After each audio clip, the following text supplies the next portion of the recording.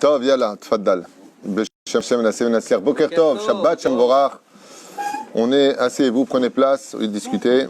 On est aujourd'hui le 7 du mois, vendredi 7 du mois de février, Yud Bet du mois de Shvat, Chaim Tovim, Ul Shalom. On remerciera du fond du cœur tous ceux qui peuvent nous aider avant le 10 du mois particulièrement, et ceux qui l'ont déjà fait. Daniel Bilar, Ayakar, Yaakov, Todaraba, pour tout ce que tu fais, Marion Faskel, Todaraba, Matteo, Léal Bekrouch, Shem Varech Otra Baruch Bouchoucha, si je prononce bien, Arbe Atzlacha Valvacha Bechol Maaseh Yedechem, et Sarah, tiens, on t'oublie pas, Irma, ah oui, juste un instant. Voilà.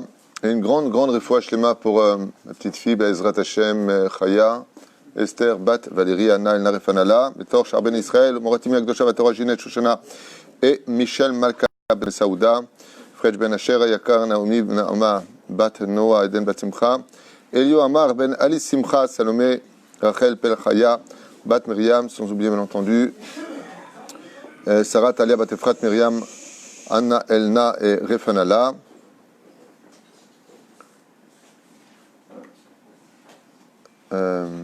Lelou Nishmat, Yitzhak Ben Sassia, Marcel Batrasi Barout, Bat Sarah, Blanche Efrat Bat Sarah, Shirel et Sarah Benot, Keren Jessica, Yitzhak Ben Rivka, Eliaou Ben Esther, Asher Oven, Fred Ben Louise, et Bezrat Hashem. Bon, Shabbat Shalom pour tout le monde. Shabbat Shalom, pardon, pour tout le monde. On remerciera aussi du fond du cœur Yochanan Lalou, Ben Myriam, Bezrat Hashem, à qui on dédiera aussi ce shiur pour une grande atzlacha, une grande arvacha, bechol maaseh yadecha, kol shatif netaskiv letasliach, une grande refoua shlema, be'ava u'bechiba yetera, le'yedidenu hayakar, Meir Soufan, ve'ishto Sarah, Bezrat Hashem, kol am Israël kedoshim. Une grande atzlacha aussi pour yedidenu Tal, Ilan Tal hayakar, Shem varech oto, lui et toute son équipe, jusqu'à l'école Milé Demeta, ve'ruchen geshut ad belidai. Yalla, on est dans la paracha de Beshalach. Il y a beaucoup à dire sur cette paracha, beaucoup de sujets différents qui vont s'engendrer les uns après les autres, à commencer par la sortie des enfants d'Israël du pays d'Égypte. Et comme vous le savez tous, il est beaucoup plus facile de sortir un juif de la galoute que de sortir la galoute du juif. Et c'est ce que l'on verra pendant ces pérégrinations. Pendant 40 ans dans le désert, où les enfants d'Israël seront constamment remis en question sur leur départ habituel de l'endroit qui les a vus naître, l'Égypte de cette époque. Et puis on rencontrera comme ça plein de Mehoraot, cette fameuse histoire extraordinaire, non pas légende, mais que l'on commémore chaque jour, la fameuse traversée de la mer Rouge, qui demande énormément de réponses, parce qu'il y a plein de choses complètement illogiques dans cette histoire qu'on va essayer peut-être de voir ensemble, qui demande beaucoup de réponses, parce que c'est pas normal que l'histoire de la mer Rouge appartient à l'histoire d'Israël, dans ce contexte-là, pour la simple et bonne raison, qu'on verra tout à l'heure. Blinéder, on nous parle aussi de la manne qui vient du ciel, le pain qui tombe du ciel, l'eau qui vient d'un coup du rocher de Myriam, il fallait rendre l'eau plus douce, donc on y mettra le bâton, et plein de choses à dire et à définir dans cette très riche paracha de la semaine, qui ne comprend malgré tous ces chapitres qu'une seule mitzvah, l'otaasé, de ne pas déplacer le Shabbat, bereshut à Rabim, bereshut à Yachid, de Reshut Ayachid et Reshut Arabim. L'homme ne bougera pas de sa place. De là, on apprendra qu'il est interdit de porter dans un endroit où il n'y a pas de Hérouv et les lois de Mouktsé. Voilà. En tout et pour tout, ce que l'on pourrait plus ou moins dire. Alors, Vayi Beshalach Paro, c'est toujours pareil quand on est dans un pays, on ne nous veut pas, et quand on part, on nous court derrière. C'est ce qu'on peut constater encore en même temps dans les informations aujourd'hui où on a été rejeté de pays en pays, et les pays se sont rendus compte que quand les Juifs partent, il y a une bracha, il y a une bénédiction qui quitte le pays d'une certaine façon. Non pas que les Juifs savent faire de l'argent, les Juifs sont des commerciaux hors pair, même si c'est vrai que c'est le cas, comme je vous l'ai déjà dit, c'est vrai. Les Juifs aiment l'argent et l'argent aime les Juifs. Donc il y a... Non, c'est vrai. Et c'est Alpi Kabbalah, ce que je dis, c'est marqué dans la Torah noir sur blanc. On voit qu'Akadosh Baruch Hu a fait un shiur important sur le fait qu'Akadosh Baruch Hu insiste 3 fois de suite pour qu'on sorte avec l'or de l'Égypte à cette époque-là. Un sujet très important qu'on a étudié Shabbat dernier à Tet Vav, Donc je ne reviendrai pas dessus maintenant, ce n'est pas le sujet. Mais c'est vrai qu'il y a un lien, un rapport entre le monde de la Torah et le monde de l'argent, c'est que la Torah se vit avec l'argent. Toutes nos fêtes, toutes nos mitzvot demandent énormément d'argent. Et c'est pour ça que, comme nous enseigne Rabbi Nachman de Breslev, du monde de la Beria, du monde élevé, du troisième monde le plus élevé de la création du monde, sortent 3 niveaux qu'on appelle la Torah, les Neshamot des Juifs et l'argent. Ils viennent du même monde. L'argent, l'âme des Juifs et le Sefer Torah viennent du même monde. C'est-à-dire que im en kemach en Torah, s'il n'y a pas d'argent, s'il n'y a pas de pain, s'il n'y a pas de quoi faire les mitzvot, en Torah. Comment tu vas acheter une paire de tefilines? Comment tu vas faire la soukha? Comment tu vas faire les fêtes de Pessah? Donc c'est pour cela que Shabbat, on n'en parle même pas. Ken? Hein? Rabbi Attal, il a dit à ses élèves, donc tous les Breslev, qu'il doit avoir 3 choses, de la volonté, des efforts et de l'argent. Rabbi Nathan, tu dis qu'il a dit qu'il faut avoir 3 choses, de la volonté, des efforts et de l'argent. C'est-à-dire, l'argent, il faut l'avoir de façon très honnête. Il faut faire très attention, parce que le pire des argents qui existent sur Terre, c'est l'argent qui vient de l'arnaque, l'argent qui vient du vol, l'argent qui vient de la malhonnêteté. Ça, c'est la pire des choses qui soient. Mais d'être capable de sortir avec l'argent qui nous est dû, alors Baruch Hashem, cela est toute la grandeur du peuple d'Israël. Et c'est pour cela que notre pays a dû faire appel à énormément d'efforts à l'échelle nationale du peuple d'Israël pour se construire et être aussi beau que le pays que nous avons aujourd'hui. Derech Agav, j'aimerais aussi dédier ce shiur pour la Refoua Shlema de nos 12 soldats hier qui ont été violemment écrasés par voiture pilier alors qu'ils attendaient gentiment le bus pour rentrer chez eux. Chaque jour, il m'a marché comme Damam. Tov. Alors, on a vu ensemble que Pharaon apprendra que les enfants d'Israël sont sortis d'Égypte. Chez l'Agdola Meod, que Shoalim les Chachamim, qui leur a dit qu'ils sont partis là-bas. Mais d'où est-ce que tu as appris, toi, Pharaon? Si tu vas me dire que c'est Datan et Aviram, les deux malchines, les deux rapporteurs du peuple d'Israël, tu ne peux pas dire ça. Pour 2 raisons. La première, c'est que Datan et Aviram ne sont pas sortis avec les enfants d'Israël. Ils sont restés avec Pharaon. Okay. C'est pour ça qu'il faut venir au cours pour apprendre. Ils ne sont pas restés avec Pharaon. Ils ne sont pas restés avec les enfants d'Israël. Ils sont restés avec Pharaon. Ils n'avaient pas la émouna suffisante. C'était 2 grands Réchaïm de la tribu de Réhouven. Ils n'avaient pas assez d'émouna pour rentrer avec eux. Mais ils vont faire tchouva, bizarrement. Donc, où est-ce qu'ils étaient? Dans Otsar Pelaot Torah, donc ce livre extraordinaire de Sod de l'étude de la Torah, ils te disent que Béhémet, Datam et Aviram ne sont pas sortis avec les enfants d'Israël, mais qui vivront un miracle pour eux-mêmes. Incroyable. Et si c'est Pharaon lui-même, comment on lui a dit? La réponse est très simple. La Mishnah nous dit, qui est quitte de mettre les téphilines? Qui? Les femmes, parce que c'est Mizman, Shazman, Grama. C'est une misa provoquée par le temps. Mais il y a une personne particulière, l'esclave. Eved, Patour mitfilin. Les avadim, les esclaves, ne mettent pas les téphilines. Pourquoi? Parce qu'ils ont comme un digne de femme. Et toutes les mitzvot provoquées par le temps, celui qui sert son maître en est quitte. Pharaon, tant qu'il voyait qu'il ne prenait pas les mitzvot Shazman, Grama, c'est-à-dire provoquées par le temps, était tranquille. La semaine dernière, qu'est-ce que nous a appris la fin de la paracha la semaine? Tu les attacheras à ton bras et à ta tête. Oh, Pharaon, il dit, ok, ils ont reçu un nouvel ordre, mais Agnès, quand on leur a pris après 3 jours, il leur a demandé, dites-moi, regardez au loin s'ils n'ont pas des boîtes bizarres sur la tête comme ça, vous savez, des boîtes noires. Et qu'on leur a dit, oui, ils mettent cela. Alors Pharaon, il a dit, Zéouzé. Arrê Eved, un Eved, ouais, un Eved, il ne met pas les tefilines.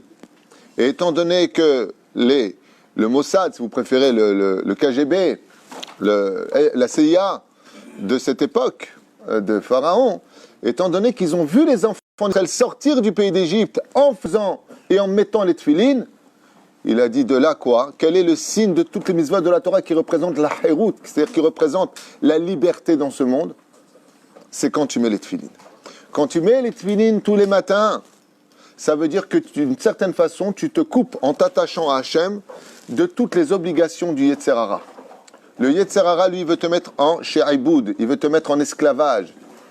Et quand, par exemple, quelqu'un te dit « j'ai pas le temps de mettre les tefilines le matin », il doit se remettre en question sur une chose importante. Qui dirige ta vie? Dès que tu ne peux pas mettre tes tefilines, pose-toi la question essentielle. Qui dirige ta vie? Si les tefilines sont mis sur les enfants d'Israël, sur la tête et les bras des enfants d'Israël, Pharaon a dit, c'est donc qu'ils ne comptent pas revenir. C'est-à-dire qu'ils se comportent comme des bénéchorines. De là, vous apprendrez que quelqu'un qui met les tefilines, c'est un homme libre. Alors, je ne comprends pas une chose. Le Midrash nous dit, d'un autre côté, que vous avez été esclaves chez Pharaon, des serviteurs de Pharaon, maintenant devenez mes serviteurs à moi. Au sage de nous dire, en réalité, tu ne comprends pas une chose. Quand tu sers la Torah et les mitzvot, il n'y a pas plus libre que toi au monde. Parce que tu verras que les demandes d'Hachem trouvent ta réelle liberté. Les Ma'adavardomé, c'est comme quelqu'un qui est né en prison et il se promène partout où il veut en prison. Et pour lui, c'est un homme libre. Mais on lui dit, tu sais que la porte de la sortie, elle est là-bas, et d'un coup, il sort à l'extérieur. Et il voit un monde qui n'en finit pas. Ainsi est Akadosh Baruch Hu. Il vous fait croire, le Yetzer Hara, Pharaon, que le monde dans lequel vous êtes, métro, boulot, dodo, c'est ça la vraie vie, c'est ça la vraie façon d'exister. Viens la Torah, elle ne te dit pas du tout. En servant Hachem, en réalité, tu touches le summum de la liberté. D'être capable de te lever le matin, de venir à la prière, de l'ikboa itim la Torah, de fixer un temps d'étude à ta Torah, d'être capable de venir à 3 rendez-vous avec le Créateur du monde, Shaharit, Mincha et Arvit, là tu montres que tu es un homme libre. Ah, j'ai pas le temps, ah, je peux pas, impossible. Ah, t'as tzodek, attention, je juge pas, il y a des cas où peut-être que dans son cas à lui, il faudra qu'il s'arrange, qu'on appelle Tfilat Poalim. Les gens, ils travaillent le matin à 7h du matin, il faut qu'ils fassent leur prière quand il fait encore nuit, surtout en hiver et en Europe. Je ne parle pas de ces cas-là. Mais de façon générale, ou Béhémet, est-ce que tu peux ou pas vraiment? Eh bien, sache une chose. Quand tu ne peux pas faire autrement que de regarder des films toute la journée, si tu ne peux pas faire autrement que de vivre dans la médiocrité dans laquelle tu vis chaque jour, eh bien, nos sages nous disent que tu n'y a pas plus esclave au monde que lui. Si tu n'es pas capable de venir, comme par exemple, tu dis à une personne, bon, viens, on va au cinéma, il vient. Bon, viens, on va en boîte, il vient. Pas de problème. Viens, on vient étudier, on va un cours de Torah, il vient pas. Réellement, tu penses que tu es libre? Tu penses que tu as un libre arbitre? Ton Yetzer Hara, il t'a mis en laisse. La preuve en est. Pour le mal, tu y vas tout de suite comme un chien mis en laisse. Et pour le bien, tu y vas comment? D'un coup, tu n'as plus envie, tu n'as plus rien. C'est comme le maître, il dit à son chien, bouge pas. Et le chien, il s'assoit, il regarde son maître. Ça veut dire que ton maître, c'est le Yetzer Hara. Quoi, ils ont mis les tefilines? Mishum she'ada she'inichu tefilin, comme il a vu Pharaon, c'est une illusion de Yetzer Hara, qu'ils ont mis les tefilines. À Marzéou, c'est sûr et certain qu'ils ne reviendront pas. Pourquoi? Parce que celui qui s'attache à Dieu tous les matins autour de son bras, ouais, il n'y a pas plus libre que lui. En s'attachant à Hachem, tu te détaches du Yetzer Hara chaque matin. En mettant ta couronne sur la tête, ta paire de tefilines sur la tête, tu prends la royauté de la liberté. Les tefilines sont le symbole de la liberté du peuple d'Israël. Derech Hagav, j'avais lu dans un livre sur la Shoah qu'une des premières choses que les SS et Marshemam Bezichram avaient reçues à l'époque dans les camps de concentration, c'était l'interdiction formelle de mettre les tefilines. Formelle, hormis tout ce qu'il y avait, bien entendu. Aval Pessah, il pouvait faire Pessah, il pouvait s'arranger. Aval les tefilines, il regardait dans les sacs tout de suite, les boîtes noires, il les brûlait tout de suite. Là, moi, parce que c'est le symbole de la liberté. Le mouvement Lubavitch s'attache à beaucoup de mitzvot, mais ils ont un symbole chez eux. C'est les spécialistes de mettre les tefilines à tout le monde. Bon, des fois, ils les même mettent aux Arabes. Le mec, à Belleville, une fois, je me rappelle, ils ont attrapé un mec, il me dit, non, je ne suis pas juif, je suis arabe. Il dit, viens mettre les tefilines, viens, prends une photo du rabbi. Je lui dis, mais tu vois bien qu'il te dit qu'il est arabe, je le connais en plus. Le mec, il dit, bon, laisse-les faire, c'est pas grave. Il dit, viens, je te mets les tefilines. Un jour, tu deviendras juif, pas grave. C'est de l'humour, mais c'est pas de l'humour, c'est vrai en plus. C'est une vraie histoire. Alors, quoi qu'il advienne, cet amour qu'ils ont pour les tefilines, quand le rabbi il a lancé le miftzah, qu'il fallait mettre les tefilines à tous les juifs dans la rue, ou là où ils allaient, eh bien, c'était relié particulièrement à la mitzvah, que le peuple d'Israël retrouve son état d'esprit normal, qu'on redevienne un peuple libre. Et c'est bizarre que même en Israël, aujourd'hui, vous savez que malheureusement, il y a une loi qui est sortie de la gauche, où il est interdit de mettre les tefilines dans la rue, ici, dans notre pays, en Israël. C'est un knas de 700 shekels. Ah oui? Le knas a été donné à un copain, moi, à Natania. Il a été donné à une connaissance que je connais à Tel Aviv, parce qu'ils mettent les tefilines dans la rue. Ça s'appelle Asata. Ça s'appelle Asata en français, comme on dit Asata. Forcer les gens à... Regardez bien le slogan de la gauche. Regardez bien le slogan de la gauche. Vous retirez le libre arbitre aux gens. Si tu veux savoir si ce que tu fais c'est bien, écoute ce que le Yetzer Hara te reproche et tu sauras dans quelle direction tu es. Asata, ça veut dire vous influencez les gens à perdre leur libre arbitre s'ils ne veulent pas les mettre. Vous leur proposez de les mettre. C'est exactement le contraire. Bidjouk à FR. Et la reine, Pharaon. Celui qui sort de la maison et qui va là avec les tefilines, c'est interdit. Non.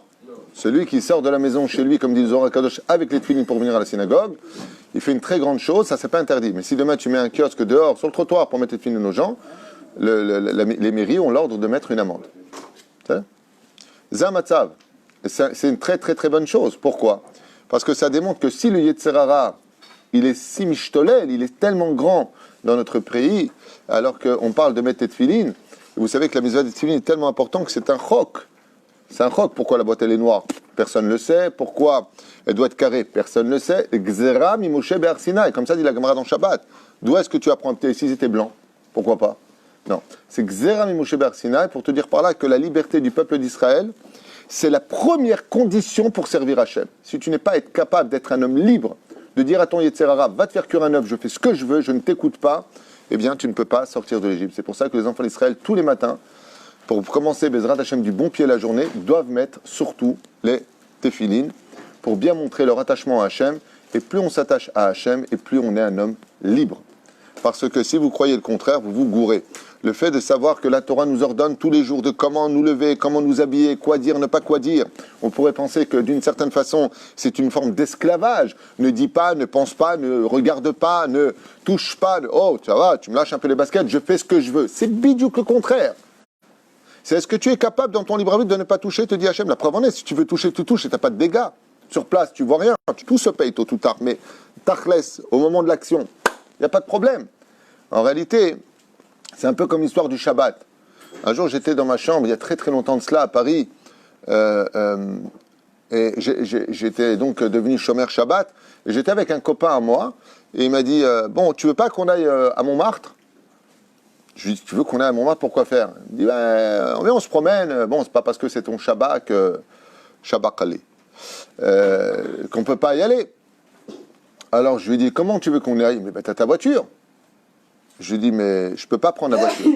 Il m'a dit, tu vois, c'est ça que j'aime pas dans la religion. Là, tu peux pas. Je lui dis, non, je t'explique. C'est exactement le contraire. Est-ce que je peux prendre ma voiture maintenant, mon trousseau de clés, descendre, démarrer ma voiture, oui ou non? Il m'a dit, bah oui, alors viens, on le fait. Je lui dis, tu vois, c'est toute la différence. Je décide de ne pas la prendre. Tu vois la différence où elle est? Toi, tu as vu le côté interdit, on t'a mis en prison, tu ne peux rien faire. Mais vas-y, fais-le. T'as pas un ange noir qui va te dire tu touches, je te tue. Tu as simplement la décision à prendre. La question, c'est de savoir, est-ce que tu suis tes pulsions et ton toi intérieur, donc tu sais même pas de qui tu parles, c'est peut-être ton Yetzer Hara, ou est-ce que tu dis je ne touche pas parce que j'ai le libre arbitre? Je ne touche pas parce que je suis roi, au-dessus de ce que j'ai envie de faire, je vais essayer de faire quelque chose qui dépasse l'entendement. C'est là. Ça, c'est la première notion. C'est pour ça que face au tefilin, il y a deux actions qu'on vient annuler, comme si qu'on vient bloquer quelque chose. C'est pour ça qu'on les attache fort. C'est fais attention à ce que tu fais et fais attention à ce que tu penses. Sauf Maaseh Machashavat Echila, ces deux boîtes de paires de tefilin sont le commencement de l'histoire de retrouver Behemet, sa pure liberté, tel un roi qui dirige son monde. Ainsi, le sceptre, c'est le tefilin du bras et la couronne n'est autre que les tefilin de la tête. Un homme retrouve Behemet sa totale liberté quand il est capable de mettre cette tefilin. Et quand on l'appelle, le Yetzer Hara, comme il a vu qu'on était libre avec les tefilin, il nous a apporté le portable. Extraordinaire. Est-ce que je réponds ou je réponds pas? Ah mais je peux pas, je suis obligé. Il est tellement fort des fois le Yetzer Hara qu'il est même capable de te faire croire que tu es obligé de faire des choses. Il te récupère même avec tes tefilin. La reine Bezrat Hashem, Zgoula, la tefilin. Hein? Je dis ceux qui vendent des tefilin, ils vont me remercier. Ah, top. C'est nous qui devons danser quand on met les tefilin tous les matins. Le Gaon de Vilna, il dansait tous les matins quand il mettait ses tefilin. Il y a sa mère, comme si c'était la première fois de sa vie qu'il les mettait, car chaque journée est une journée unique qui n'aura plus jamais lieu et qui ne reviendra et qui n'a jamais eu lieu avant. C'est pour ça que chaque jour a sa particularité. Donc, on va plonger dans le sujet que je voulais développer un petit peu avec vous, avec votre aide. C'est le sujet de Kiryat Yamsouf. Alors, ce sujet-là, de la mer Rouge, ben, c'est un sujet qui demande énormément de questions. Énormément. Pourquoi une 11e plaie? Quand Avraham Avinu à la Vachalom est parti d'Israël, devant la porte d'Israël, parce qu'il y avait la famine dans la paracha de Lech Lecha, qu'il est parti en Égypte, on n'a jamais entendu qu'il est parti par la mer Rouge. Il est parti par la terre. Quand on voit Yosef descendre en Égypte, on ne l'entend pas parler une seule fois qu'il prend un bateau pour y aller. Quand les frères descendent chercher à manger en Égypte parce qu'il y a la famine en Eretz Israël, on n'a pas vu une seule fois qu'ils avaient pris le bateau pour traverser et aller là-bas. Pire du pire du pire, c'est que si je prends une carte de l'Égypte et d'Israël, je constaterai qu'il n'y a aucun rapport entre la direction d'Israël pour aller d'Égypte en Israël par la mer Rouge. La mer Rouge, elle est sur le côté. Israël, c'est juste au bout. Va tout droit. Et si tu vas me dire, oui, mais parce que tu n'as pas compris ce qu'il dit Rachi, qu'est-ce qui t'arrive? Tu ne vois pas ce qu'il dit Rachi? Comme il y a eu 80 000 de la tribu d'Éphraïm qui se sont sauvés et qui ont été massacrés, ils risqueraient de voir les ossements de ces 80 000 frères et dire, oh là là, c'est ça le pays où tu nous emmènes, regarde, on voit les ossements de nos frères. Ben, dans ce cas-là, il y a un bug. C'est bien ce que tu dis en tant qu'argument pour lesquels ils sont passés par la mer Rouge, donc ils ont fait un détour énorme. Mais le problème qu'il y a, c'est que si tu observes bien, ils sont partis où? Depuis Achirot. Ils sont partis, Baal Tsephon, revenir à un lieu d'Avodazara, qui était la dernière statue, la plus grande d'ailleurs d'Avodazara, d'idolâtrie de l'Égypte. Et on sait qu'on n'a pas le droit, la Gemara nous dit, on n'a pas le droit de donner un rendez-vous à un juif à côté d'un culte d'Avodazara. Mais comme c'est Dieu qui le demande, oui, on pouvait le faire. Et pourquoi? Pourquoi? Pour que les Égyptiens croient que leur Dieu, à eux, Baal Tsephon, il était plus fort que le Dieu d'Israël, ou alors ils pouvaient lui se mesurer au Dieu d'Israël. Comme ils avaient plein de dieux, ils avaient une palette de dieux, le Dieu de celui-là, le Dieu de ceci, le Dieu de machin. Donc, à quel coup les pièges. Mais qu'est-ce qu'ils ont fait dans la mer Rouge? Ils sont rentrés et ils sont revenus où? Au même point de départ. Donc, l'histoire de nous dire, ils ont fait un rond, ils sont rentrés dedans, et, un petit tour. Un petit tour. Alors à quoi ça sert la mer Rouge? À quoi nous a servi? À quoi nous a servi le fait de rentrer dans la mer Rouge? À quoi cela nous a servi de perdre du temps? Zot Hashela Agdola, que j'aimerais voir un peu avec vous et la partager d'ailleurs, parce qu'il y a énormément de réponses à cette question bombe atomique qui, Béhémet, doit réveiller chez nous l'éveil de qu'est-ce que Hachem a voulu faire en nous emmenant vers un endroit qui perdra la cause définitive de l'armée égyptienne avec une injustice qui demande aussi beaucoup de réponses, les chevaux égyptiens. Qu'est-ce qu'ont fait les chevaux pour mourir d'une mort atroce avec les Égyptiens? Les Égyptiens, je comprends pourquoi. Tu joues avec le feu, tu te brûles. Mais les chevaux, eux, n'ont pas de libre arbitre. Ils ont un instinct animal. Donc pourquoi Dieu les a punis? Il y a énormément de nékoudotes, de choses à voir par rapport à la mer Rouge. Donc ma première question, des réponses, je pourrais vous en donner l'une après l'autre, je vais vous faire participer exceptionnellement, pour voir un petit peu si vous avez l'intention à l'intérieur de vous de comprendre pourquoi Kadosh Baruch Hu a engendré une 11e plaie, et que cette 11e plaie a mis un terme définitif à cette épopée extraordinaire des 10 plaies d'Égypte. À un tel point que nos Chachamim ont estimé que nous devions faire une fête pour les 10 plaies d'Égypte et la sortie d'Égypte, et d'un coup, on s'arrête. Et on fera encore un Yom Tov que pour la mer Rouge. Ça veut dire que l'histoire de la mer Rouge équivaut aux 10 plaies. Incroyable. Pessah, de quoi est-ce qu'on parle? De la sortie d'Égypte, des 10 plaies d'Égypte. Le 7e jour, Shivi'i Shel Pessah, de quoi est-ce qu'on parle? Kiryat Yamsouf. Comme si il y avait le corps, et maintenant on va mettre la tête. La tête de toute l'apogée des 10 plaies, c'est l'histoire de la mer Rouge qu'on appelle Shabbat Shira, le Shabbat que nous avons, le Shabbat du chant, le Shabbat de l'élévation, le Shabbat où on doit aujourd'hui se poser les questions. Pourquoi Kadosh Baruch Hu nous aurait fait gagner du temps, nous faisant perdre du temps pour un domaine stratégique où on se demande Lama. Ma Siba Shel Hashem. Quelle est la raison pour laquelle tu nous emmènes dans un endroit non seulement qui ne nous rapproche pas du but à atteindre, mais qui nous fait faire un petit détour pour retourner au même point de départ. La première des choses que tout le monde sait, c'est que Akadosh Baruch Hu fera payer aux nations du monde, selon nos sages, selon la Torah, la Bible, qu'il n'y ait pas d'ambiguïté. Mida keneged mida lo batla. Les plaies ont fait payer aux Égyptiens tout ce qu'ils nous avaient fait, mais comme ils nous ont jetés dans le Nil, alors Akadosh Baruch Hu, il dit, puisque vous avez voulu comme Aman, qui a fait une potence pour Mordechai, cette même potence ira te pendre toi-même, Aman et tes 10 fils. D'accord ? Donc Aman et les 10 fils, on retrouvera de l'autre côté 10 contre les 10 plaies, et Aman contre Kiret Yamsouf. C'est la tête des fils. D'accord ? Alors, Mida Keneged Mida, si vous ouvrez le Midrash, il va vous dire pourquoi Dieu les a noyés. Parce que comme ils ont voulu noyer les Hébreux, alors Dieu va leur montrer que là où vous avez voulu tuer mes enfants, c'est là où moi, je vous emmènerai mourir. Ok, super. Alors quoi, tout ça pour ça. Deuxième explication très importante à retenir. C'est que si vous observez bien, on ne voit pas une seule fois les enfants d'Israël retrouver la Emouna d'origine. C'est-à-dire qu'ils sortent d'Égypte, mais 80% n'ont pas retrouvé la Emouna. Les 20% qui sortent parce que de toute façon, ils n'ont plus rien à perdre. Mais par contre, face à la mer Rouge, sauf, la Emouna retrouve son apogée la plus totale, une Emouna de Bitachon Bachem hors du commun. À un tel point que quand la mer Rouge va s'ouvrir, Datam et Aviram vont rejoindre les enfants d'Israël, et pour eux, la mer va se réouvrir. Spécialement pour eux. Pour vous dire que quoi ? Un enseignement comme ça, qui nous apprendra que quoi que tu aies fait de ta vie, même si tu as vécu toute ta vie avec le Yetzer Hara à faire toutes les avérotes les plus graves du monde entier, cette paracha vient t'apprendre, personne n'a pu être pire au monde que Datam et Aviram. Personne. C'était les deux pourris de notre histoire. Vraiment, les deux serpents de notre histoire. Et pourtant, ils ont fait tchouva. Ils ont une révélation. Quand ils ont vu ça, eux-mêmes, ils ont couru vers la mer Rouge et pour eux, c'est ouvert la mer spécialement pour qu'ils rejoignent les enfants d'Israël plus rapidement. Comme ça, nous dit le livre Otsar Pelaot à Torah. Akadosh à Salam Nes, pourquoi ? Dès que tu fais tchouva dans ta vie, tu dis voilà, Hachem, tu sais quoi, j'arrête. Be'emet Mikol Alev, Animamin Becha.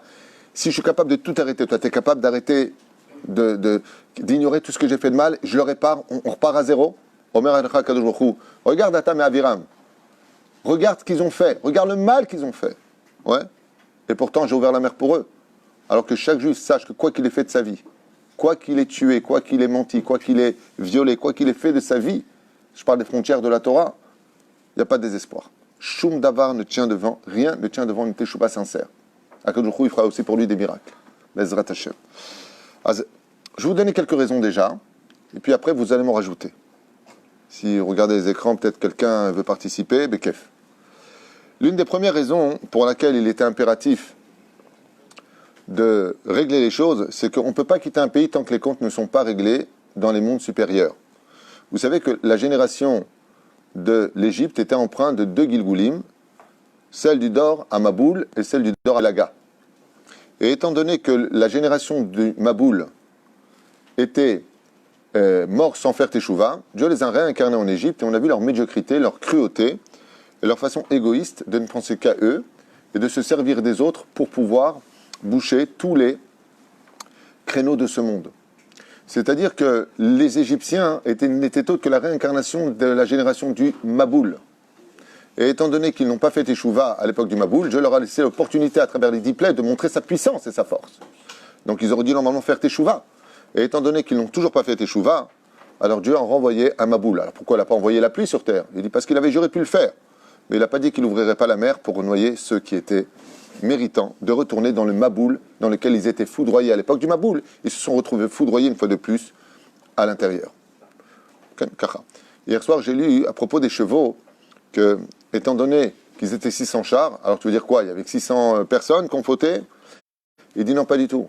Akadosh Baruch Hu, il a réincarné dans les chevaux toutes les neshamot des Égyptiens qui étaient morts en Égypte et qui devaient partir, payer d'une autre façon le Maboul. Mais la reine, il les a réincarnés, toutes ces millions de neshamot, dans les chevaux qui devaient mourir à l'intérieur. Et ils ont ressenti à travers le cheval le Maboul de cet océan qui s'est refermé sur eux et les a secoués dans tous les sens du terme comme une bouteille d'orangina. Zéperoucha Davar, que pourquoi les chevaux ont-ils payé ? À cause de ça. Derech Hagav, on apprend un autre moussard de ça que nos chachamim nous livrent ici. C'est que le cheval, lui, il est chevauché par son maître.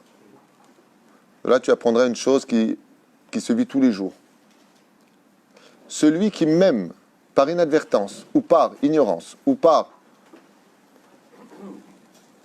fait de vouloir faire plaisir, emmène une personne à faire un péché, paiera comme celui qui a fait le péché.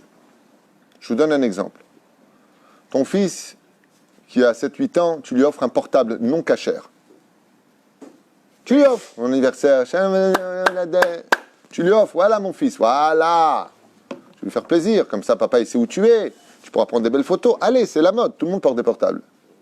On m'en a appris récemment, un enfant qui a regardé des choses interdites. Tu vois, un psychologue, le psychologue a répondu aux parents, vous savez que votre enfant il voit du porno, quoi. Vous êtes au courant. Ah bon, mais comment? Mais madame, c'est Internet votre truc. Il y a Internet. Qu'est-ce que tu crois qu'ils regardent? Des séries de dessins animés? Ils se parlent entre les gosses. Mais moi, j'ai pas voulu ça.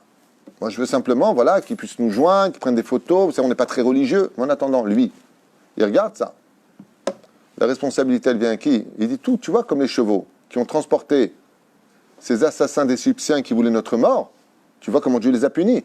De là, tu apprendras que tout celui qui emmène quelqu'un vers quelque chose où il fera une avéra, le paiera exactement comme lui. Ça s'appelle l'ifne iver lotiten mirchol. Ne mets pas d'obstacle devant l'aveugle. Tu dis à ton copain, viens, on va en boîte, mais on fait rien. Et on touche les filles et on va en boîte, on écoute la musique, machin. Tu bois un verre. Est-ce que la Torah t'a permis d'y aller? Non. Attends, lui, rencontre une Goya, une non-juive. Il sort avec, il va avec. L'avéra qu'il a fait, c'est toi qui la paye. Mais d'où tu trouves ça? Mais attends, mais t'es ouf, toi, vas-y, moi j'y suis pour rien. Je lui dis, on va boire un verre jusque-là, c'est tout. Ok, moi je paye parce que j'emmène en boîte, mais pas plus. On lui dit, dis-moi, tu vois, les chevaux de Pharaon, là, quand ils sont rentrés dans la mer Rouge, ils ont fait quelque chose de mal, eux, ils ont obéi à leur maître, ils ont fait une mitzvah. Arrête un maître, il faut lui obéir. Ben, tu vois qu'ils sont morts avec. Là, on brime Chazal. Tout celui qui emmène une personne vers la débauche, mais il n'a pas emmené dans la débauche, vers la débauche, le paiera autant que lui. Ça s'appelle Messiah Be'avera. C'est comme l'histoire de la boutique qui est ouverte le Shabbat. Est-ce qu'on peut acheter là-bas ou pas? Dans l'absolu minadine, si ce qui vend est cachère, il est cachère. Il y a un issour qui te dit attention. S'il y a une possibilité d'aller chez celui qui est cachère, tu vas chez celui qui est cachère. Pourquoi? Ça s'appelle Messiah Be'avera. Tu l'aides à faire la Avera. Le mec, il ouvre le Shabbat. Et toi, tu lui fais comprendre que c'est Besséder qui soit ouvert le Shabbat. Et tu lui donnes de l'argent pour qu'il puisse continuer à payer son loyer. Assour. Il est ouvert le Shabbat. Assour, les minadines, c'est assour. Tu n'as pas le droit de faire ça. Tu n'as pas le droit d'aller chez quelqu'un qui reste ouvert le Shabbat. Lama. Messiah Be'avera. Ken. Dans le cas où, par exemple, il y a une personne qui lui dit emmène-moi quelque part, il dit je vais à Jérusalem, il dit ok, très bien, tu peux m'amener, je veux voir un ami. Et puis après, par la suite, il dit en fait. Non. Si tu as dit emmène-moi à Jérusalem, je veux voir un ami, et c'était pour aller voir une prostituée, chas shalom, va dire que tu es innocent. Mais si tu lui regardes, tu peux m'emmener à Jérusalem, pourquoi on va prendre Jérusalem? On va prendre une autre ville. Shalom et Kadosh Midai Be'enai. D'accord? Emmène-moi dans telle ville. Pourquoi? J'ai un rencard avec une gonzesse de folie. Assur lecha de la vidéo. Tu n'as pas le droit de l'emmener. Si tu sais qu'il va aller faire une avéra, tu n'as pas le droit de l'emmener. Il n'y a pas marqué pigeon ici. Tu me prends pour ton cheval. Assour. On n'a pas le droit d'emmener une personne alors que tu sais, Bevadaout, que là où tu l'emmènes, il fera une avéra. Ne participe pas dans ce domaine-là. Vous savez, j'ai un ami extraordinaire, ce monsieur. Je l'embrasse d'ailleurs. Il n'est pas juif. Il s'appelle Claude. Tu connais? Ron? Il m'appelle au téléphone. C'est un non-juif. Il m'appelle au téléphone alors qu'on lui a proposé une somme astronomique pour venir à Jérusalem célébrer un anniversaire surprise d'une famille très riche qui veut l'utiliser parce que c'est un très grand DJ. Ok? Et quand est-ce qu'ils ont décidé de faire la fête? Vendredi soir. Il m'appelle au téléphone, il me dit est-ce que j'ai le droit, Alpi Alacha, maintenant c'est pas un juif, de venir à Jérusalem faire DJ pour eux? C'est de qui je parle? Shem Varechoto. Ouais. Alors je lui ai dit Minadine, toi tu as le droit. Il dit oui, mais eux ils n'ont pas le droit. Je lui ai dit écoute, c'est très simple. Si tu veux être sadique, tu as le droit d'y aller. Minadine, un goy, il a le droit de mettre DJ, de faire la musique, il n'est pas tenu de faire Shabbat. Mais si tu veux être chassid, alors tu ne fais pas. Il m'a répondu, Ani chassid. Il m'a répondu, je préfère être un chassid. Le mec, il a renoncé à une somme incroyable. Pourquoi? Il me dit, j'ai pas envie d'être le cheval, en d'autres termes, de ces gens. J'ai pas envie de moi les apporter à cette faute. Extraordinaire. Dans un mariage où c'est pas séparé, on y va, parce qu'on... C'est pareil, c'est l'histoire du cheval. Participer à un mariage non séparé, c'est la même histoire que le cheval. Tu cautionnes. Si tu restes, tu cautionnes. Même pour l'Afrique. Celui qui enseigne ça, vous retrouverez les références dans le Ilkut Yosef du Rav Ovadia Yosef, dans le Beit Hayudi du Rav Aaron Zaka et dans tous les Kitzur Shulchan Aruch. Assur l'ishtatef bechatuna she'enena nifredet. Les fachot barikudim, au moins au niveau des rikudim. Tu vas, tu prends la photo, la choupa, kol hakavod, aval désolé, j'y vais pas.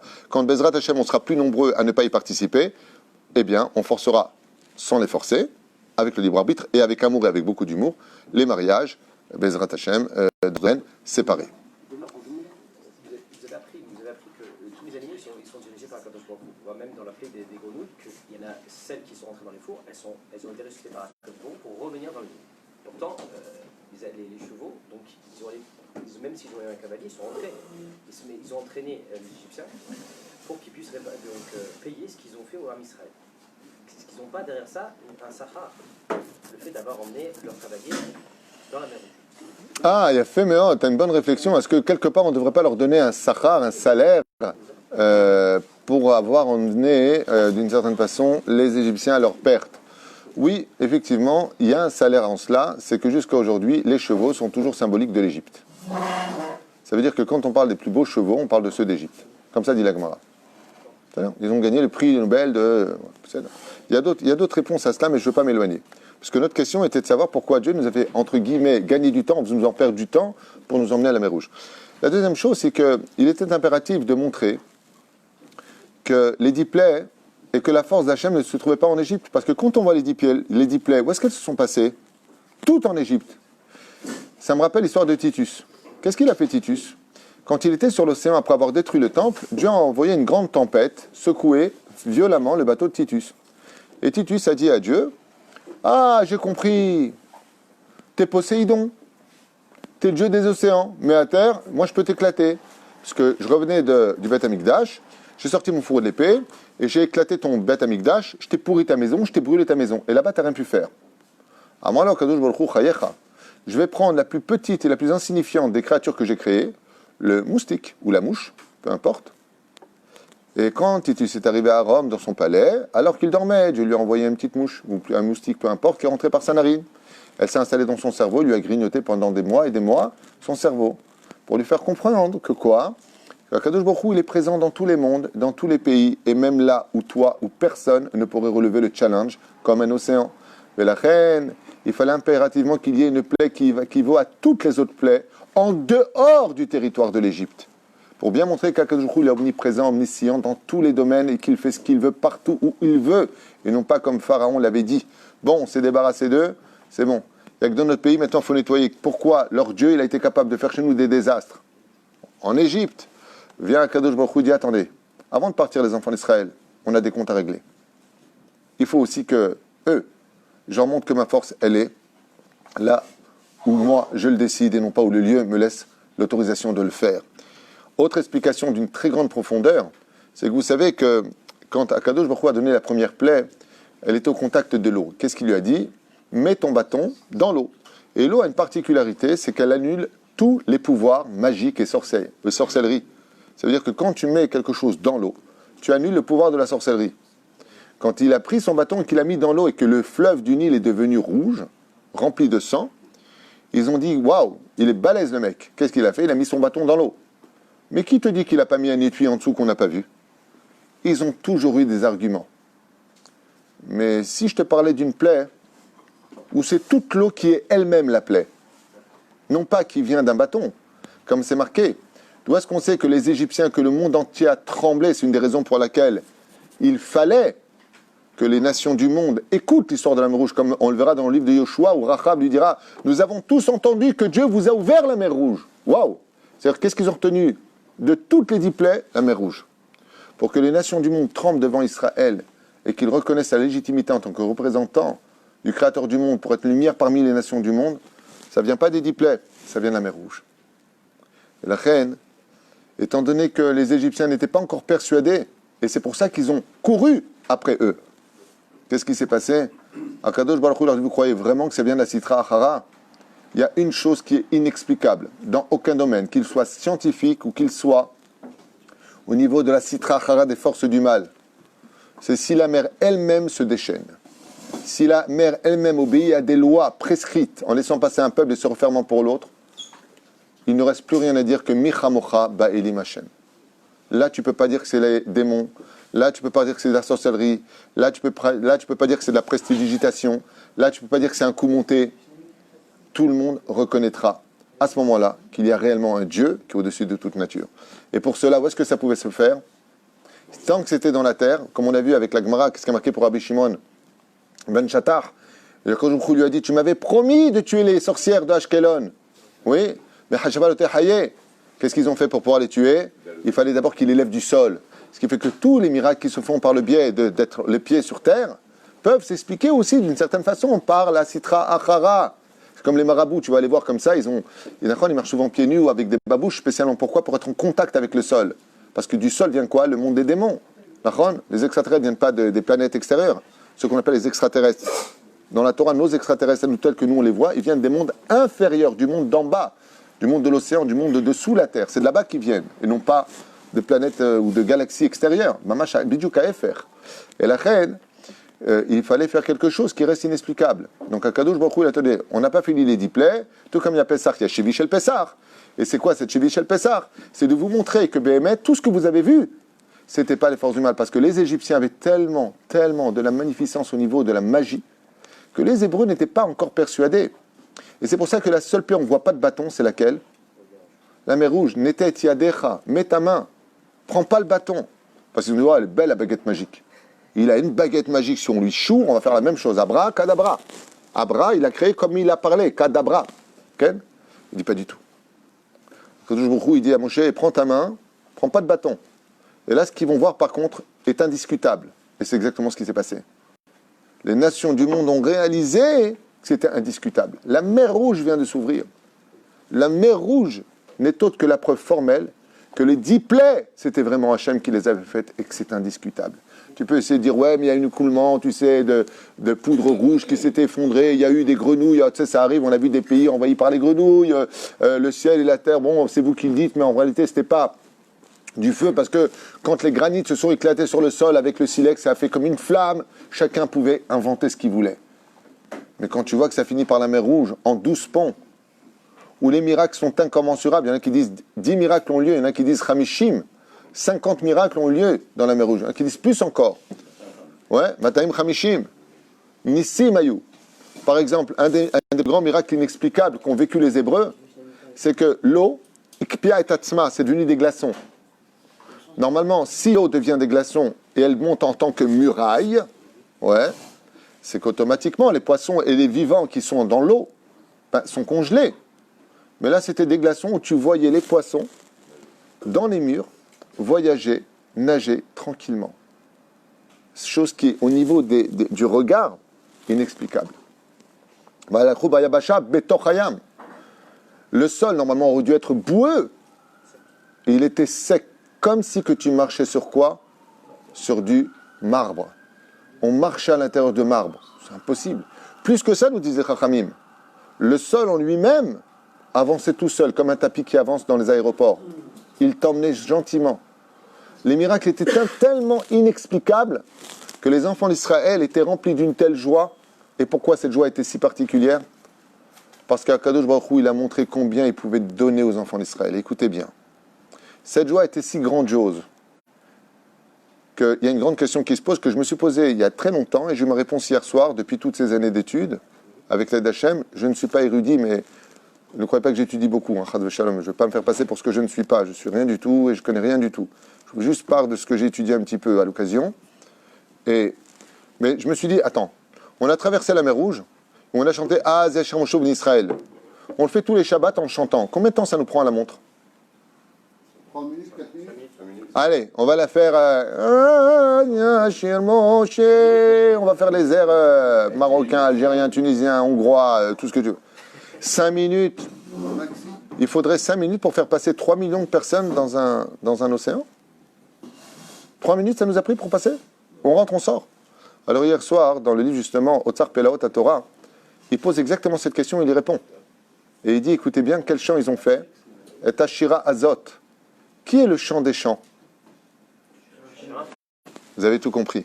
Et Ashira Azot, c'est pas Azia Moshe dont on parle.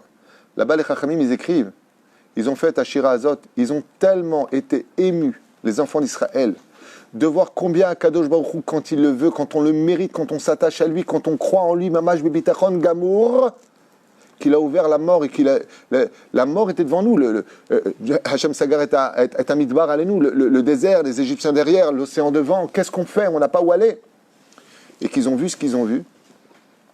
Akadosh Baruch Hu, il leur a dit, vous ne savez pas à quel point je vous aime, il s'est dévoilé à eux. À un tel point que les sages nous disent, ce qu'a vu la Chifra dans la mer Rouge, la plus petite des servantes, la plus insignifiante des femmes, dans le désert, c'est-à-dire celle qui était vraiment illettrée, qui ne comprenait rien, tout ce que tu veux, même si Chajuf a une grande valeur, mais on parle de la Chifra. On parle de qui? De quelle Chifra? On parle de la Chifra qui n'était pas juive. Ouais. A atteint un niveau de prophétie que même Yecheskel ben Bouzi, Yecheskel, un des 3 plus grands prophètes d'Israël, n'a pu voir. Pourquoi? Parce que le cœur d'Israël ne battait qu'à 100% que pour Hachem. Et qu'est-ce qu'ils se sont mis à chanter? Ils ont commencé à dire Ah, Zéa, Shir Moshe, où venez Israël? Et Myriam est sortie après, Shiratayim, avec les Toupim, les Darbukot. Magnifique. Et après, ils sont arrivés où là? Qu'est-ce qu'ils ont fait? On passe. Les mecs, taisez-vous, elle peut rien à dire. Et ils se sont mis à chanter Shira Shiri, ma chère ni Shlomo. Shlomo n'était pas encore là. C'est la seule fois où ils ont dit Asher les Moshe. Les Shlomo, c'est les lettres du mot les Moshe. Ils ont retourné jusqu'à ce que le roi Salomon, dans son roi HaKodesh, quand il a repris ce chant qui a été fait dans Kiryat Yamsouf, il a retourné ça sur lui. Les Moshe au Tchot Shlomo. Shira Shiri, ma chère ni Shlomo, Ishakei, ni Minishikot, Piu Kitovim Dodecha, Miaïn. Ils ont pris ça pour eux. Pourquoi? Ils étaient empreints d'un tel amour, un tel élan pour Hachem, qu'ils ont atteint le 50e palier de prophétie. Tous étaient reliés à Kadosh Baruch Hu. Les animaux, le monde entier s'est arrêté, toutes les eaux du monde se sont séparées, tout le monde se tenait comme ça. Pour le don de la Torah, ils ont dit, mais Dieu détruit le monde, qu'est-ce qui se passe? Les éclairs, le tonnerre, qu'est-ce qui se passe sur terre? Quand il y a eu Kiryat Yamsouf, il y a eu un bonheur énorme qui s'est installé sur terre. Les goïms, ils disaient, mais tout le monde a gagné l'auto aujourd'hui, tout le monde était waouh. L'amour d'Hachem s'est dévoilé sur terre. Pour les enfants d'Israël. Toutes les nations du monde. Sauf qui? Ceux qui vivent dans le déni. Toujours pareil, les Égyptiens. Et vous savez, je vais dire un truc que vous ne savez pas. Sous verorvor amavayam. Vous savez pourquoi les chevaux, en réalité, sont rentrés dans la mer Rouge? Ils sont... Alors, il y a plusieurs réponses à cela. Ils ne sont pas rentrés parce qu'ils voulaient faire plaisir à leurs soldats. Ils ne sont pas rentrés... Il y a marqué qu'Akadosh Baruch Hu a transformé les vagues en juments en chaleur et qu'il les a emmenés. Pourquoi d'Afka en juments en chaleur? Pour 2 raisons. La première, c'est que l'Égypte est le pays de la zima, de la débauche, depuis toujours. Et puis, la deuxième chose, c'est que l'amour était si grand que les chevaux, en réalité, ils ont ressenti l'amour d'Hachem à un tel degré qu'ils ont couru. Ils ont couru pour mourir d'amour pour Dieu dans la mer Rouge. Quand ils ont vu cette émanation d'amour que Dieu pouvait porter pour ses créatures et pour le peuple d'Israël, elles ont dit, écoutez bien de quoi est-ce qu'on parle. Les animaux qui n'ont pas libre arbitre ont dit, on préfère mourir, risquer nos vies. Un cheval, quand il voit le feu, le danger, il ne va pas. Ils ont un 6e sens. Vous savez que, comment on peut savoir qu'une catastrophe arrive? Regarde le comportement des animaux, te disent les scientifiques. Comment tu peux rentrer là-dedans? Ils savent très bien qu'à la main d'Hachem, ils sont reliés à un 6e sens avec Hachem. Mais quand il s'agit d'amour, comme les grenouilles sont rentrées dans les fours brûlants, de la même façon, les chevaux ont couru dans la mer Rouge, avant même que les Égyptiens le leur aient demandé. Ils ont couru d'eux-mêmes. Et pourquoi? Comme on raconte que le Baal Shem Tov Zecher Tzadik Kadosh Bracha Zchuto d'Hagan Aleinu Amen. Quand il faisait Saïd Bodedou dans la forêt, on dit que tous les animaux venaient, mamache tous les animaux. Alors que normalement, le renard, il va manger la souris. Ils étaient tous comme ça. Et qu'est-ce qu'ils faisaient? Ils se tenaient sur 2 pattes et ils essayaient de gravir. Ils voyaient l'émanation d'amour que portait le Baal Shem Tov pour Dieu, combien Dieu aimait le Baal Shem Tov, qu'ils essayaient de monter sur cette émanation comme si qu'ils voulaient gravir une échelle pour monter vers Hachem. At Kedekar. On retrouvera ça dans la Gemara, nous disait Chachamim, quand on venait pour faire la shrita un animal, ouais, les animaux ne fuyaient pas, ils se donnaient d'eux-mêmes pour le sacrifice. Ils tendaient leur cou. C'est comme quelqu'un maintenant, imaginez que Akadosh Baruch Hu se dévoile à lui, mais vous verrez qu'il annulera tout. Moi, j'ai connu une personne qui s'appelle Shachar, c'était Kablan. Beau gosse, Kablan, gagnait énormément d'argent. Je raconte une histoire. Il est parti à Ouman, il a eu une révélation là-bas. Ça le concerne. Il y en a qui sont partis qui n'ont pas eu de révélation. Lui, il en a eu une. Il a tout quitté et est rentré en yeshiva. Jusqu'à aujourd'hui. Je parle de ça il y a 20 ans. Plus que 20 ans, 22 ans. il allait yeshiva de Meron, Rabbi Shimon Bar Yochai. Il a tout laissé. Je dis, comment tu peux tout laisser? Il a tout laissé, tout. Et l'amour qu'il a ressenti d'Hachem sur place, il m'a dit, je peux pas, je parle d'un Smolani. Hein. Je parle de quelqu'un qui votait Yossi Sarid à l'époque. L'extrême gauche anti-Torah. Comme ça, il m'a raconté. Parti là-bas, un tel amour pour Dieu, il est revenu, il a dit, j'ai rencontré l'âme de ma vie, mon créateur. Bah, il fallait le faire, pas le faire, il est suivi par un rave, grâce à Dieu, il va très bien, toujours dans la Torah, il étudie des mitzvot. On avance. Ken. Je peux dire aussi une autre raison, voilà, vous l'avez dit plusieurs fois, mais Accouche. c'est que quand Moshe Rabbeinu il ne voulait pas retourner en Égypte, Dieu lui a dit, ceux-là qui t'ont fait du mal sont morts. C'est que Akadosh Baruch Hu, pour régler un problème, un homme il doit être libre que quelqu'un va courir après lui. Alors, J'ai donné, il y a fait Meod, Nissim, tu es extraordinaire. Alors, ça fait partie des choses que j'ai expliquées il y a 4 ans. J'avais donné cette explication, effectivement. Et c'est une des explications qui est donnée dans mon livre. Donc, je la reprends aujourd'hui, puisque tu la ramènes, même si je ne comptais pas la dire, parce que j'avais déjà dit dans d'autres shiurim. Je rappelle que vous avez TorahTraim.net, où vous avez plus de 2500 cours qui vous attendent sur la paracha de la semaine et autres. Et ce n'est pas des cours qui se répètent. Donc, profitez-en à vos moments de libre pour revenir un peu sur l'étude de notre histoire, parce que pour savoir où on va, il faut comprendre et connaître nos origines. Nous avons une origine extraordinaire, une racine, et que la racine, elle est forte. Donc, ça veut dire que les fruits des générations futures seront toujours puissants. Effectivement, c'est une des raisons pour lesquelles Akadosh Baruch Hu nous a rentrés dans la mer Rouge pour qu'on soit spectateur à travers un écran. Par rapport à tout cela, c'est que imaginez, les Juifs sortent d'un pays dans lequel ils se sont totalement habitués.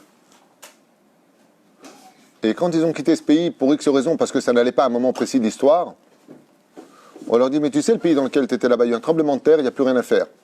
Alors ils avancent. Ça, c'est la première démagogie. La deuxième démagogie, c'est que tant que tu as eu un maître sur la tête, et que ce maître n'est pas mort, comme on l'a vu dans la Torah, Vayamot Amelech, est mort le roi, Vayakam Melech Hadash, et s'est levé un nouveau roi. Tant que les Hébreux n'avaient pas vu de leurs propres yeux la mort de leur propre tyran, ils auraient toute leur vie eu peur et auraient été traumatisés la nuit en dormant, même dans le désert, en disant « Tu vois pas qu'il est là? Tu vois pas qu'ils sont venus nous voir ?» Donc effectivement, une des raisons pour lesquelles Akadosh Baruch Hu les a emmenés dans l'eau, c'était tout simplement pour que les Hébreux, une fois arrivés de l'autre côté, donc revenir au même point de départ, voir les Égyptiens faire demi-tour, donc se rompre dans l'océan, et de leurs propres yeux voir leur tyran mourir sur leurs yeux. Et quand tu vois de tes propres yeux que celui qui a été Hitler dans ta vie meurt devant toi, écrasé, brûlé, spolié, tout ce que tu veux, eh bien, effectivement, tu te débarrasses psychologiquement d'un cauchemar qui t'aurait poursuivi. De là, c'est marrant que tu dis ça, parce qu'en revenant hier soir sur ce livre, je me suis dit, quel psychiatre, Hachem, quel psychologue. La Torah, elle est remplie de psychologie. T'as peur de lui? Regarde, je vais te montrer, il va mourir devant toi. Il a fait Meod. Tshuva Nechona Sharkoach. Maod. Ah! Il restait plus rien d'Égypte après? Non, l'Égypte s'est effondrée jusqu'à aujourd'hui. C'était la première puissance mondiale. Aujourd'hui, elle ne s'est pas relevée. Ce qui va se relever après, c'est la Babylonie. Elle va s'effondrer. La Perse, elle va s'effondrer. La Grèce, elle va s'effondrer où? En Tunisie. Grèce, une seule. Édom, la fameuse impérialisme de Rome, et puis aujourd'hui l'Occident, finira par s'effondrer selon nos livres. Okay? Selon les Chachamim.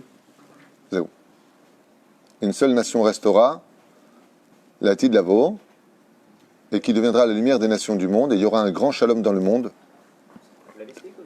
Les Goïm, les Arabes, le monde entier vivra en paix avec Israël, et il y aura une osmose comme jamais l'histoire ne l'a connue. Le Beth Amikdash sera à sa place, le Melech HaMashiach sur son trône, et les enfants d'Israël chanteront toute la journée chez Neymar, Shirul Adonai Shir Chadash Kiniflaot Asa, parce qu'il a fait pour nous de grands miracles. Je vous affirme une chose, chers amis, c'est vraiment dommage, mais vraiment dommage, que par amour pour Dieu, on ne fasse pas tout ce qu'il faut pour provoquer ça, parce que je vous affirme que Akadosh Baruch Hu n'est pas limité dans ce qu'il peut faire pour nous, et c'est bien dommage qu'on relit très souvent cette paracha comme un livre d'histoire, alors que Akadosh Baruch Hu, s'il nous l'a donné, c'est pour nous dire, vous savez ce que j'ai fait là-bas? Je peux faire 50 fois plus encore pour vous aujourd'hui, c'est ce qui a marqué. Les miracles de la fin des temps seront 50 fois plus grands que tout ce que tu es en train de lire dans la Torah. 50 fois plus grand. Là, tu l'as, Ezrat Hashem. Encore une raison, et je vous laisse. Il y a très longtemps, mais par rapport à ce qu'il a rejoint ici, il y avait un est que chaque persécuteur de chaque Israël a toujours fois un est qui arrive au rivage pour qu'ils puissent le voir de leurs propres yeux. Sidi, Akadosh Baruch Hu a fait amener le corps donc, de l'Égyptien pour qu'ils puissent le voir de leurs propres yeux, pour qu'ils soient rassurés, pour qu'ils puissent avancer par la suite. ah, tu parles de Oziv et Zimra. Ah, c'est un pérouge que j'avais amené aussi, effectivement, au nom du Midrash, on reviendra dessus. Oziv et Zimratiya, Vayehi, Lilishua. C'est que, effectivement, les deux Égyptiens qui avaient tué les deux enfants d'une maman, pour lesquels elle pleurait. Elle pleurait. Pourquoi? Parce qu'elle a vu ces deux Égyptiens, Oziv et Zimra, qui avaient tué ses deux fils. Et qu'est-ce qu'a fait Akadosh Baruch Hu? Il a amené ces deux corps jusqu'au rivage, devant les pieds de cette maman.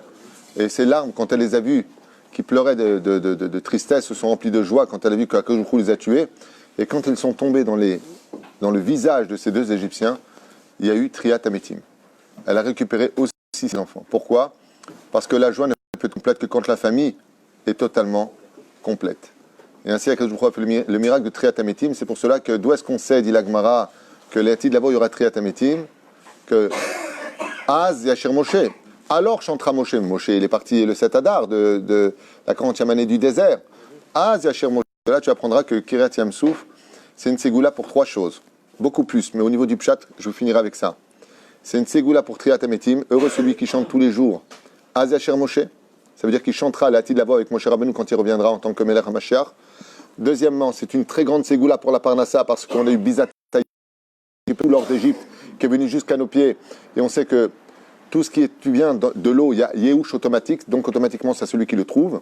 Et pour finir, c'est Kiryat Yamsouf, caché Zivugam chez l'Israël, qui Kiryat Yamsouf nous dit la Gemara.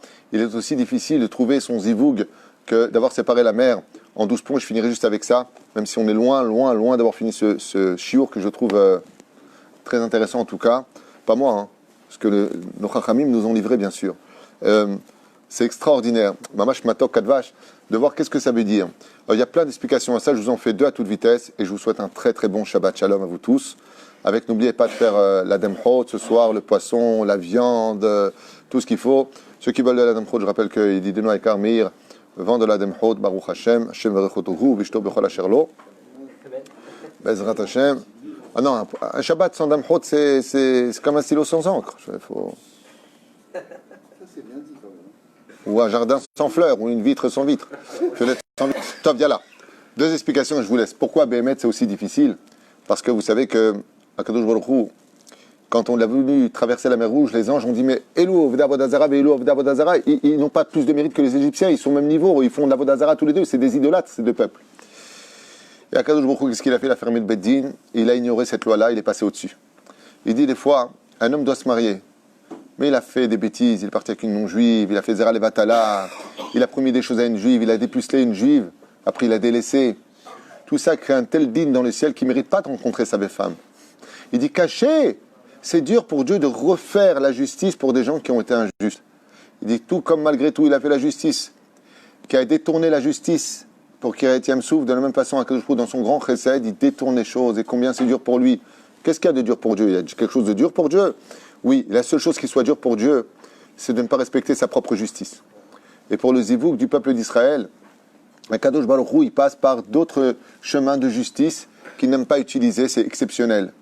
C'est la première explication. Deuxième explication qui est un peu plus romantique, c'est qu'il y a eu un miracle dans le miracle, qui était dans le miracle du miracle. C'est que quand Dieu a séparé l'océan, elles se sont séparées à un endroit précis. Mais quand Dieu a refermé l'océan, il s'est passé une chose qu'aucun humain ne peut comprendre ni faire. C'est que Akadosh Baruch Hu a rendu chaque goutte exactement à rencontrer la goutte qu'il avait quittée quand il a ouvert. Que tu ouvres quelque chose et que tu lâches, tu lèves deux murs de chaque côté, que l'eau se rencontre, tu n'as aucune chance pour qu'exactement chaque goutte retrouve la goutte qu'elle avait en coagulation quand l'eau était fermée. C'est impossible. Chaque molécule, exactement. Akadosh Baruch Hu, quand il a refermé l'océan, il a refermé exactement comme une fermeture éclair. Tu vois une fermeture éclair, s'il y en a un qui ne rentre pas dans le cran de l'autre précis, tout est marouge. Ouais. Quand il a ouvert l'océan, il a fait comme une fermeture éclair. Quand il a refermé l'océan, chaque goutte est revenue exactement rencontrer celle qu'elle avait quittée avant de s'être ouverte. Il dit comme ça, Kadosh Baruch Hu. Un juif est né en France, l'autre juive elle est aux États-Unis, ou elle est en Chine, elle est où tu veux, au bout du monde. Ils viennent, pas en Chine, non, pas en ce moment. T'as vu la vidéo du mec qui dit bonjour, je viens de Chine au médecin. Je crois que j'ai le truc, et tu vois le médecin comme. Top. C'est malheureux malgré tout. Shem Yazor. Juste, je finis ma. Après, tu dis ce que tu veux. Akadosh Baruch Hu Boré Olam. Il dit regarde celui-là. Il est tunisien. Regarde celle-là. Elle est ashkénaze. Elle vient de Pologne. Ses parents, comment ils ont fait leur alia? Ils se sont retrouvés. Et ils se sont rencontrés. Et alors, ça finit comment? Ça finit couscous, gefilte fish. Extraordinaire. Comment Akadosh Baruch Hu il fait rencontrer les âmes? Comment il fait que cette goutte-là, cette neshama-là, elle arrive à rencontrer l'autre? Hachem mes avec Zibugim. Il n'y a que Dieu qui peut faire ça sur terre. De faire en sorte qu'il arrive dans tel endroit, qu'il se trompe d'adresse, qu'il tape à la porte, c'était pas la bonne porte, il rencontre une femme, il la connaît pas. Comment Akadosh Baruch Hu il a fait en sorte de tout ça? Il dit c'est aussi miraculeux, ce genre de rencontre, que de faire en sorte qu'une goutte qui a quitté dans l'océan une autre goutte se retrouve exactement goutte à goutte. Hein? C'est pareil. La parnassa dépend de Midat Adin. Elle vient de Yitzhak. C'est pour ça que la Kedat Yitzhak, le chauffard et le sakin, qu'est-ce qu'on fait au Rosh Hashanah? C'est bien déguiser un couteau. Pour t'apprendre que déguiser un couteau pendant le Rosh Hashanah, c'est Midat Adin. La parnassa vient de Midat Adin. D'accord? Et la Kirat Yamsouf, elle est venue de Midat Adin. Et nous, on l'a transformée en amour. De la même façon, il est difficile de donner la parnassa à un homme qui ne mérite pas de sa parnassa. Pourquoi? Il est chayav mita. Il a fait une faute. Normalement, il devrait mourir. Absolument, il devrait mourir. Je ne le laisse pas mourir, mais en plus, je lui donne à manger. Hey, ça fait beaucoup. La reine, Akadosh Baruch Hu a fait en sorte que l'argent, c'est bizarre, l'argent, kesef. Le kesef, c'est midat chesed. Et pourtant, la parnassa, c'est midat adin. Pour enseigner que dans midat adin se cache un grand chesed, et c'est ce que fait Akadosh Baruch Hu. Même si on ne mérite pas notre argent, parce que le mec, il est mechalel Shabbat, il fait du lashon hara, il fait des bêtises avec sa brite, tout ce que tu veux sur terre, malgré tout, Akadosh Baruch Hu, dans sa grande miséricorde, il trouve toujours une justice parallèle pour que l'homme ne manque jamais de rien, par amour pour lui. Ken, Vous allez faire un troisième livre bientôt? le troisième livre sort bientôt, il est attendu, Baruch Hashem. Exactement, on espère qu'il sortira d'ici le mois de mai avec l'aide d'Hachem. Pour le Binyan, ça avance très bien, au niveau des plans, au niveau de tout. Espérons Bezrat Hashem. De toute façon, je tiendrai tout le monde au courant puisque c'est vraiment important qu'on en parle. Et bon, on attend d'avoir les fonds qu'il faut, on fera ce qu'il faut au moment où il le faudra, on préviendra tout le monde et j'espère que Béhémet, que chacun en tout cas comprenne bien que cet immeuble qu'on va construire avec tout ce qu'on va vous expliquer à l'intérieur est en train non seulement de se mettre en place, mais qu'il est vraiment d'ordre national, voire international. Hier, j'étais avec l'ambassadrice d'Israël en France. On l'a un petit peu tenu au courant de tout cela. Le maître, ça prend une énorme ampleur et c'est attendu par beaucoup de gens. Voilà, c'est attendu par beaucoup de gens. Et ce sera le premier centre francophone en Israël à répondre aux exigences d'une alia un peu plus ordonnée et réussie. Tous les francophones qui viendront dans ce pays reconnu d'État. Be'ezrat Hashem, on avance doucement, moi j'aime pas trop parler. Emor Madbassar B, pour l'instant nous on avance de notre côté. Et j'espère que tout le monde aura le mérite de traverser cette extraordinaire mission de créer le premier centre culturel et cultuel en Israël pour tous nos juifs, Bezrat Hashem, du pays, où qu'ils soient. Ils seront concernés par le problème parce qu'on va créer beaucoup de choses pour Bezrat Hashem, un meilleur avenir pour nous tous. Kol Tuv, Shabbat Shalom, ou Be'atzlacha. On est tous à l'église.